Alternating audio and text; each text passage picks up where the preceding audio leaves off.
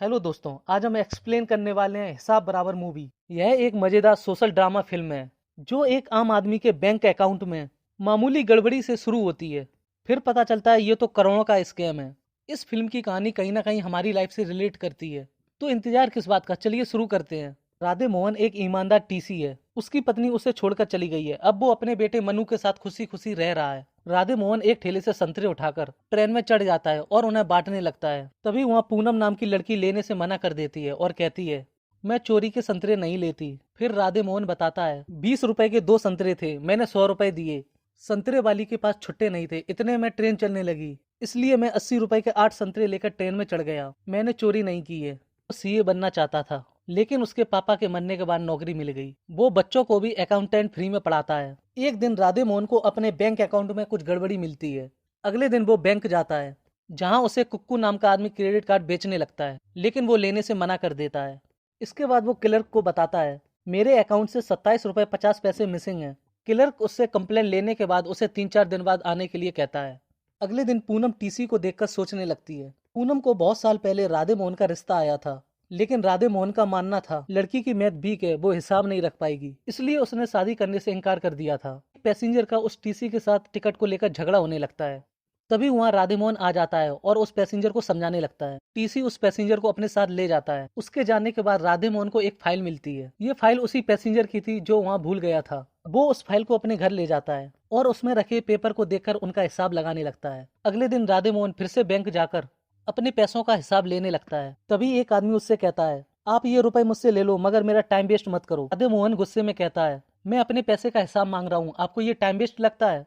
Account में 1 रुपया कम होता है तो बैंक वाले चेक वापस कर देते हैं, और मेरे तो 27 रुपए 50 पैसे गायब हैं, लेकिन इस बैंक में किसी को फर्क नहीं पड़ता है। क्लर्क कहता है, तो क्या ईडी की जांच करवा दें? और फिर वो राधे मोहन से झगड़ने लगता है। तभी वहाँ बैंक मैनेजर चड्डा आ जाता है, लेकिन क्लर्क उससे भी झगड़ने लगता है, इसलिए मैनेजर उसे नौकरी से निकाल देता है। और फिर राधे मोहन से कहता है, आप परेशान मत हो, हम देख लेंगे। एक दिन ट्रेन आउटर पर रुक जाती है।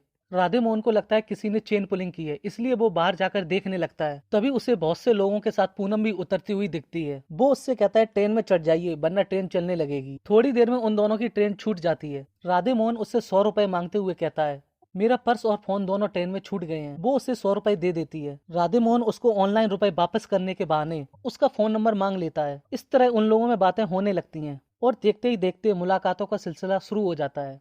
अगले सीन में कुंडू मैडम उस फाइल को पैसेंजर को दे देती हैं। थोड़ी देर बाद राधे मोहन का दोस्त टंडन कहता है, मेरा सीए अभी नहीं है, तुम मेरी टैक्स रिटर्न फाइल सबमिट कर दो, और उसे बताता है मेरा अकाउंट डू बैंक में है। ये सुनकर राधे मोहन तैयार हो जाता है और घर जाकर हिसाब लगाने लगता है। अगले दिन टंडन को आकर बताता है, तुम्हारे अकाउंट में कुल मिलाकर 125 रुपए 50 पैसे का इंटरेस्ट कम आया है, तुम्हें बैंक जाकर कंप्लेंट करनी चाहिए। टंडन कहता है, इतने कम पैसों के लिए मेरे पास बैंक जाने का टाइम बिल्कुल नहीं है। इधर डू बैंक का मालिक मिकी मेहता एक सेमिनार में सभी को बताता है, हमारी बैंक में सबसे ज्यादा पैसा मिडिल क्लास फैमिली का है, इसलिए अब हर हाउस वाइफ को 1% एक्स्ट्रा इंटरेस्ट मिलेगा। कुछ दिन बाद बैंक मैनेजर राधे मोहन को बताता है, आपके 27 रुपए 50 पैसे आपके अकाउंट में क्रेडिट कर दिए गए हैं, और ये टीवी हमारी तरफ से सॉरी है। तभी वहाँ टंडन आ जाता है और कहता है, मुझे भी ये टीवी तुम्हारी वजह से मिला है, और मेरे 125 रुपए 50 पैसे भी वापस आ गए हैं। इसके बाद वो अपने स्टाफ के साथ मॉल में लंच करने जाता है। टंडन कहता है, इस मॉल में सेल चल रही है, एक पे एक फ्री मिल रहा है। राधे कहता है, फ्री में कुछ नहीं मिलता है, टीवी भी नहीं मिला। और फिर वो हिसाब लगाते हुए समझाने लगता है और कहता है, डू बैंक सभी बैंकों के जैसा नहीं है, ये एक दिन बाद इंटरेस्ट देता है, और एक एक दिन डिले करके वो आपका इंटरेस्ट मार रहा है। कुंडू कहती है, ये महीने के 10-20 रुपए से हमें क्या फर्क पड़ता है? राधे मोहन कहता है, बिल्कुल फर्क पड़ता है, वो पैसा है जिस पर कोई टैक्स नहीं आता है, ये ब्लैक मनी बनकर देश के बाहर चला जाता है, जिसकी वजह से हमारी करेंसी कमजोर पड़ जाती है और फिर पेट्रोल डीजल के दाम बढ़ जाते हैं। इन सब बातों का उन लोगों पर कोई फर्क नहीं पड़ता है और वो लोग जोर जोर से हंसने लगते हैं। लेकिन वहाँ पर सफाई करने वाला उसका वीडियो बना लेता है। उसी रात राधे मोहन क्रेडिट कार्ड वाले से मिलता है और उसे 1000-1200 कस्टमर के बैंक स्टेटमेंट देने के लिए कहता है। कुक्कू तैयार हो जाता है और बदले में 50,000 रुपए मांगता है। अगले दिन राधे मोहन बैंक स्टेटमेंट लेकर हिसाब लगाने लगता है और उन बच्चों को भी हिसाब लगाने के लिए देता है जिन्हें वो फ्री में पढ़ाता है। अगले सीन में हम देखते हैं, मेहता को एक कोर्ट ऑर्डर आता है जिसमें 22,40,480 रुपए स्कैम की 15 दिन में रिपोर्ट मांगी है। चड्डा बताता है, मैंने राधे मोहन का मैटर सॉल्व कर लिया था, साथ में टीवी भी दिया था, फिर भी पता नहीं उसने ऐसा क्यों किया। त्यागी के जाते ही मेहता अपने पीए से राधे मोहन के बारे में पता करने के लिए कहता है। इसके बाद त्यागी राधे मोहन को फोन करके पुलिस स्टेशन बुलाता है। राधे मोहन पुलिस स्टेशन पहुंच जाता है और पूछता है मुझे यहाँ क्यों बुलाया है। तभी वहाँ पूनम आ जाती है। राधे मोहन उसे पुलिस यूनिफॉर्म में देखकर चौंक जाता है। पूनम उसे बताती है मैं तुम्हारे केस की इंचार्ज हूँ।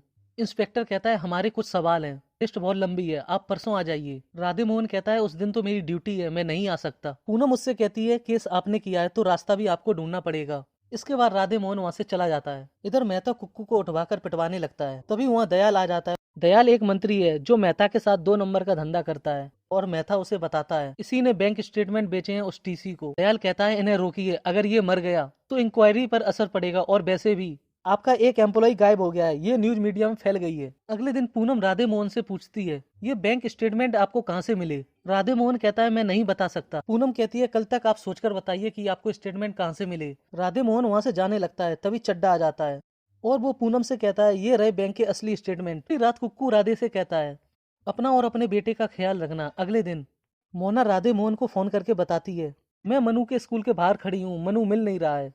राधे मोहन उसे वहीं खड़ा रहने के लिए कहता है। इसके बाद वो स्कूल पहुंच जाता है। तभी मनु दौड़ता हुआ आता है। सिक्योरिटी गार्ड उसे बताता है गलती से किसी ने इस बच्चे को बाथरूम में लॉक कर दिया था।